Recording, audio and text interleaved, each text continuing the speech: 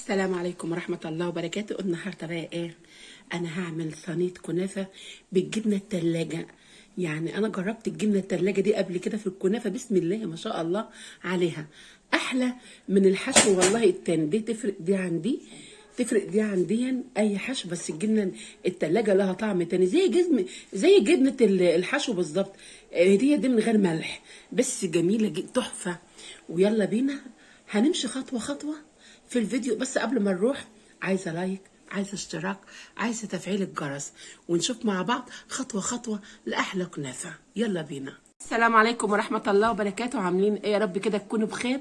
النهارده بقى انا هعمل كنافه بالجبنه التلاجة، مش بجبنه الحلويات او مثلا بالمهلبيه او بالكسر او ده، لا انا هعملها النهارده بالجبنه التلاجة. بتبقى جميله جدا وتبقى تحفه.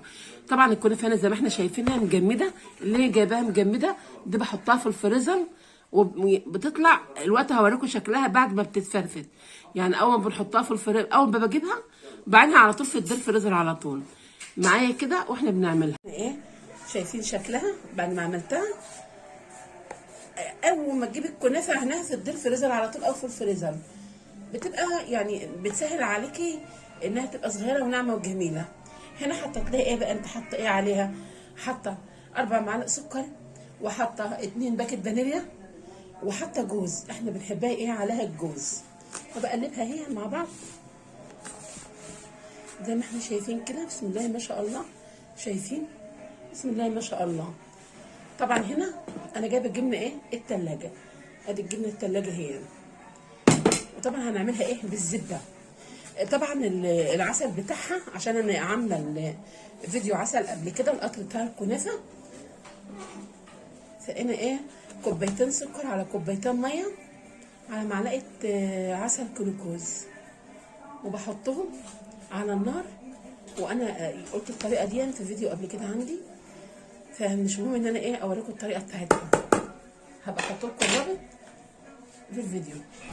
طبعا هنا بنحط الزبده اهي، بسم الله ما شاء الله، وبندعكها. طبعا كده حطيت الزبده عليها، هنشتغل بقى بايدينا ونشبعها كده.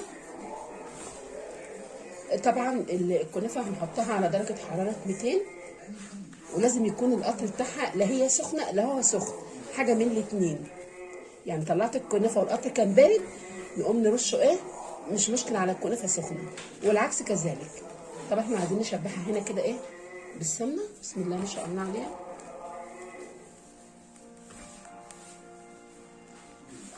عايزه اخليها كده كلها ايه؟ سمنه كده تبقى جميله. ده المقدار ده نص كيلو على صينيه اللي هي بتاعت الحلويات.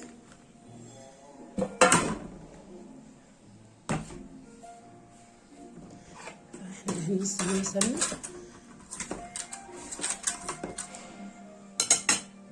ومعانا الجبنه تلاجة من عند السوبر ماركت. طبعا في جبنه للحلويات، بس انا بعملها بالجبنه التلاجة، بتبقى جميله، بتبقى تحفه برده، لان ما فيهاش اي حدوقيه. الجبنه التلاجة ما فيهاش اي حدوقيه خالص نهائي، ما هيش مالحه.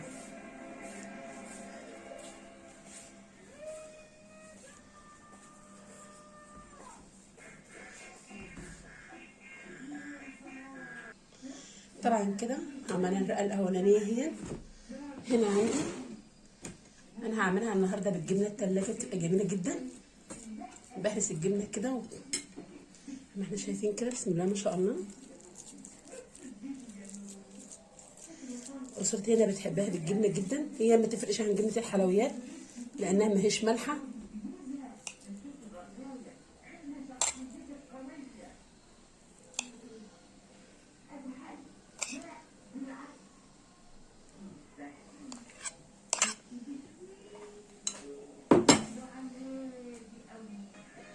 طبعا كده عملت الجبنه عليها كده، بننزل كده زي ما احنا شايفين كده بالطبقه الثانيه الاخيره. طبعا عايزه تعمليها بالسمنه، بس انا بفضل انك تعمليها بالزبده، بتبقى جميله جدا.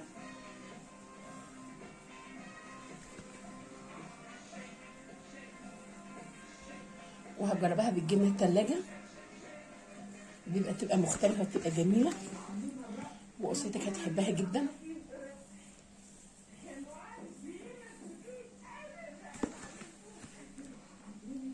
كده بنغطي الحواف كلها هي.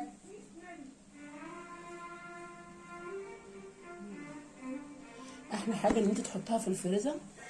كنا الاول ايام كانت ماما كنا بنشوفها تقعد تعملها بالمقص، كانش عندها الفكره اللي هي تعملها في الفريزر.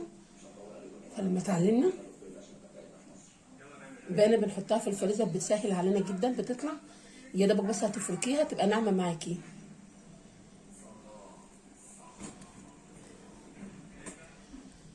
هننزل هنا هناخد كده الحواف كده معاها كده، بسم الله ما شاء الله عليها.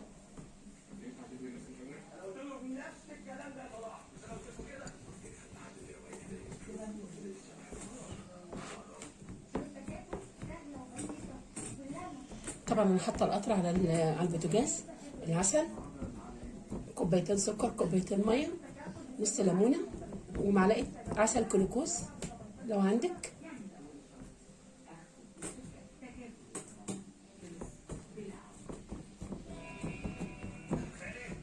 لازم نسويها ومولعه الفرن طبعا اكيد.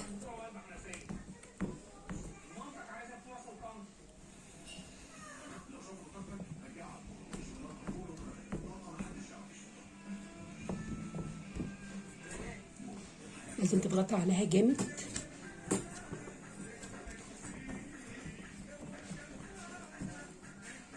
طبعا لو انت عايزه تحطي عليها الجوز مع الكنافه، ودي حاجه بترجع لك برده زي ما انت عايزه، بس بتديها ريحه وبتديها طعم جميل. واهم حاجه الضغطه بتاعتها.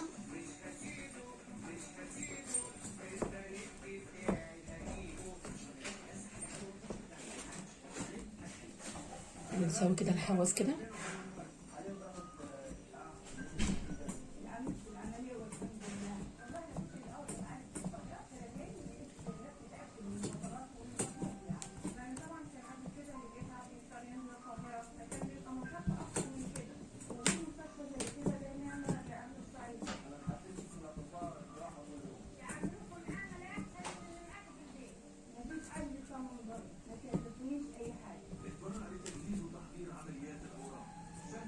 لازم نسويها كده، اهم حاجه انها تتسوى من كل حته.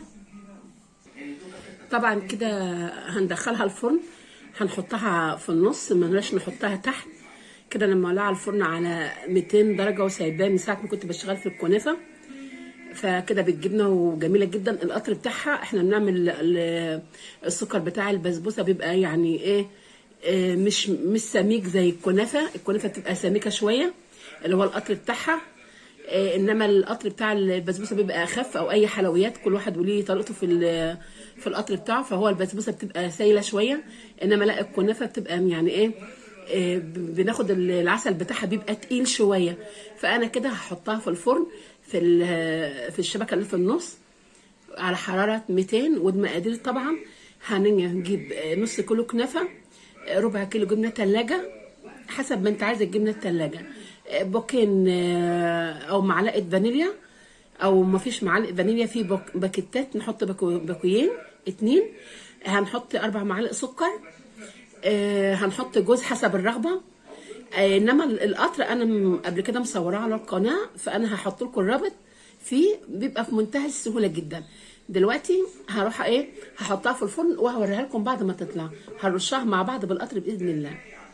من الفرن اهي زي ما احنا شايفين البتاع، يعني بيبقى سميك شويه ازاي، يعني ما بيبقاش سايل، بتبقى تفرق عن بتاعه البسبوسه.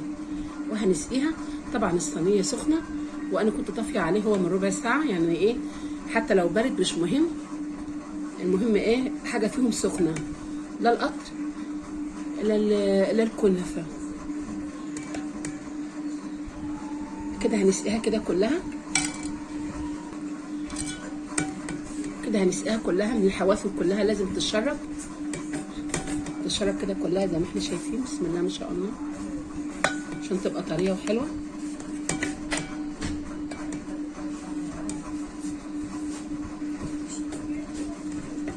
لازم نسقيها كده زي ما احنا شايفين. بسم الله ما شاء الله. حاجه القطر يكون بتاعها تقيل. معلقه السكر الجلوكوز دي بتخليه جميل جدا.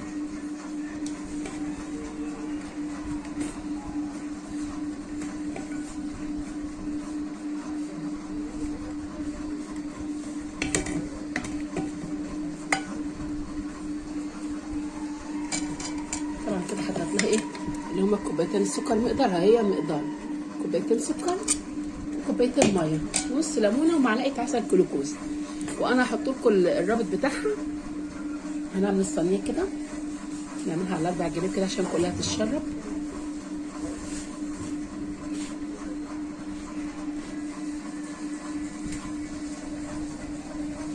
وهنغطيها ونسيبها تبرد وهنقطعها مع بعض.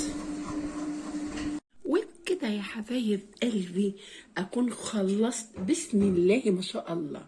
شايفين الكنافه عامله ازاي؟ اللهم صل على النبي. شايفين الحشو والجمال؟ بسم الله ما شاء الله.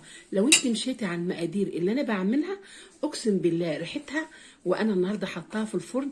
انا مش هقول لك قلب البيت ازاي. الطعم بقى الله الله الله الله الله الله على الطعم الخطير. الله الله، جميله جدا وخفيفه. جميله جميله جميله جميله. بس اعمليها بالزبده زي ما انا بعملها بالزبده. عايزه تعمليها بالسمنه العاديه بس الزبده بتبقى احلى، بتبقى خفيفه وبتبقى جميله جدا. شايفين التحمير والجمال؟ بسم الله ما شاء الله. ولا تقول له دمياط ولا تقول لي الحلواني. اعمليها في بيتك بطريقتي، بطريقه مطبخنا الشعبي. واشوفكم ان شاء الله كده في فيديو اخر من مطبخنا الشعبي. والسلام عليكم ورحمه الله وبركاته.